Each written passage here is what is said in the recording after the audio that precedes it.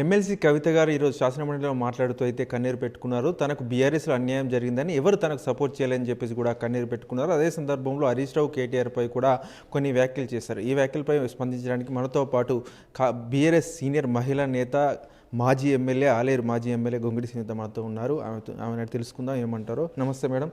చూసారుగా ఈరోజు శాసనమండలిలో అయితే కవిత గారు కన్నీరు పెట్టుకున్నారు. తనకు అన్యాయం జరిగిందని చెప్పేసి కూడా మాట్లాడుతున్న సందర్భం చూసాం. మీరేమంటారు?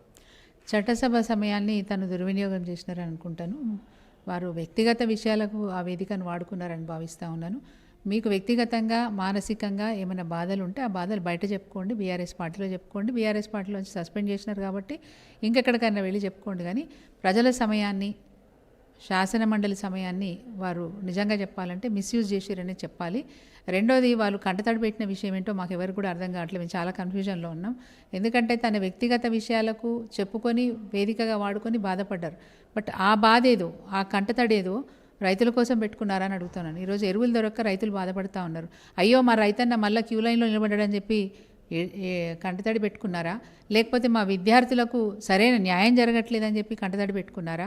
నిరుద్యోగులు ఈరోజు ఆత్మహత్యలు చేసుకుంటారని చెప్పి కంటతడి పెట్టుకున్నారా? ఆటో కార్మికులు ఆగమైపోయినారని చెప్పి కంటతడి పెట్టుకున్నారా? మహిళలకు ఈరోజు దక్కాల్సిన మరి పథకాలు ఏవి కూడా దక్కట్లేదని చెప్పి మీరు కంటతడి పెట్టుకున్నారా? 42% రిజర్వేషన్ ఇస్తా అన్న కాంగ్రెస్ పార్టీ ఈరోజు మోసం చేసింది అని చెప్పి కంటతడి పెట్టుకున్నారా? దేనికి కంటతడి పెట్టుకున్నారో అర్థం కాని పరిస్థితి. ఎందుకంటే పెద్ద పెద్ద మాటలు మాట్లాడే కవిత గారు ఈరోజు చెట్టుని నరుక్కునే ప్రయత్నం చేస్తూ ఉన్నారు. కన్న తండ్రికి వెన్నుపోటు పొడిచే ప్రయత్నం చేస్తూ ఉన్నారు. బీఆర్ఎస్ పార్టీని ఈరోజు నష్టం చేసే ప్రయత్నం చేస్తూ ఉన్నారు. ఏ పార్టీ అయితే తనకి పుట్టుకనిచ్చిందో, ఏ పార్టీ అయితే తనకి జీవితాన్ని ఇచ్చిందో, ఏ పార్టీ అయితే రాజకీయంగా తను ఎదగడానికి అవకాశాలు ఇచ్చిందో, ఈరోజు ఆ పార్టీని విమర్శించే స్థాయికి కవిత గారు వెళ్ళిపోయినారంటే దీని వెనకాల తప్పకుండా పెద్ద కుట్రే ఉందని మేము భావిస్తూ ఉన్నాము.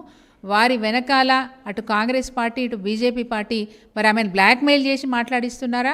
లేకపోతే ఆమెకి ఏమన్నా ఇది గొప్ప గొప్ప అవకాశాలు కల్పిస్తున్నామని చెప్పి ఆశ పెట్టి మాట్లాడిస్తున్నారో తెలియదు. కానీ కవిత గారు ఇప్పటికైనా మీరు జాగృతం అవ్వండి. మీ భవిష్యత్తు బాగుండాలంటే బీఆర్ఎస్ పార్టీ తెరువు రాకండి. కాంగ్రెస్ పార్టీ మాటల్ని లేకపోతే బీజేపీ పాటల్ని నమ్మి మోసపోకండి. ఈరోజు కాంగ్రెస్ పార్టీ తెలంగాణ రాష్ట్రాన్ని విచ్ఛిన్నం చేస్తున్నదనే బాధతోని ప్రజా గొంతుకగా మారిన ప్రతిపక్ష పార్టీ బీఆర్ఎస్ పార్టీ ప్రభుత్వం మీద పోరాటం చేస్తూ ఉంటే మీరు ఈరోజు ప్రభుత్వానికి వంతపాడుతూ మరి ప్రజా గొంతుకగా మారిన బీఆర్ఎస్ పార్టీని ఈరోజు వంచే, మోసం చేసే ప్రయత్నం మీరు చేస్తూ ఉన్నారు. ఇది మంచి పద్ధతి కాదని కవిత గారికి తెలియజేస్తూ ఉన్నాం. వ్యక్తిగా బయటకు వెళ్ళి శక్తిగా తిరిగి వస్తామని చెప్పేసి కూడా శపథం చేశారు. సో దీన్ని ఎలా చూడొచ్చు? అంటే బీఆర్ఎస్ని ఉద్దేశించి మాట్లాడారా, మొత్తం కాంగ్రెస్ బీజేపీని అందరిని ఉద్దేశించి మాట్లాడారు? తను ఎవరిని ఉద్దేశించి మాట్లాడినా ఒక మాట మాత్రం చెప్తాను, ఒక వ్యక్తిగా బయటికి వెళ్ళి శక్తిగా మారి వస్తే మేము కూడా సంతోషపడతాం. ఎందుకంటే మహిళలు ఎదగాలంటే చాలా కష్టం. ఆ మహిళలు ఎదగడానికి ఒక సందర్భంలో కేసీఆర్ గారు, కన్నతండ్రి గారు సపోర్ట్ చేసినారు. ఆ తర్వాత బీఆర్ఎస్ పార్టీ తనకు సపోర్ట్ చేసింది. ఇప్పుడు తను వ్యక్తిగా బయటికి వెళ్ళి శక్తిగా మారితే మేము కూడా సంతోషిస్తాము. బట్ ఏ తప్పటడుగు లేకుండా శక్తిగా మారితే సంతోషపడతాం. ఎట్లాంటి తప్పటడుగు లేకుండా దానవులను శిక్షించి మానవులను రక్షించే కార్యక్రమం తను తీసుకుంటే, ఆ విధంగా శక్తిగా మారితే డెఫినెట్గా మేమందరం కూడా అభినందిస్తాం. సో ఒక ప్రమాణం కూడా చేశారు, మా ఇంటి దైవమైనటువంటి నరసింహస్వామి మీద ఒట్టు, నా 2 పిల్లల మీద ఒట్టు, ఇది ఆత్మగౌరవ పోరాటమే తప్ప ఆస్తుల పోరాటం కాదన్నారు. ఆస్తుల పోరాటం అని ఇప్పటివరకు ఎవరేం మాట్లాడలేదు. మీరే ఆస్తుల పోరాటం అని చెప్పుకుంటున్నారు. కేవలం రాజకీయ పదవుల కోసం మీరు చేస్తున్న పోరాటం తప్ప ఇంకొకటి కాదు. గతంలో వారి నోటి వెంట వారే అన్నారు, ఏమో రేపు నేనే ముఖ్యమంత్రి కావచ్చేమో అనే మాట చెప్పినారు. అంటే తనకి ఆశ ఎక్కువైపోయి, రాజకీయంగా ఇంకా ఎదగాలనే ఆశ ఎక్కువైపోయి ఈరోజు ఆ దిశగానే పోరాటం చేస్తూ ఉన్నారు తప్ప దానికి మించింది ఏం లేదు. Thank you. చూశారు కదా, కవిత అనవసరంగా బీఆర్ఎస్పై నోరు పారేసుకుంటున్నారని చెప్పేసి కూడా గొంగిడి సునీత గారు చెప్తున్నారు. ఎందుకంటే ఇప్పుడు ప్రభుత్వంలో ఉన్నది కాంగ్రెస్.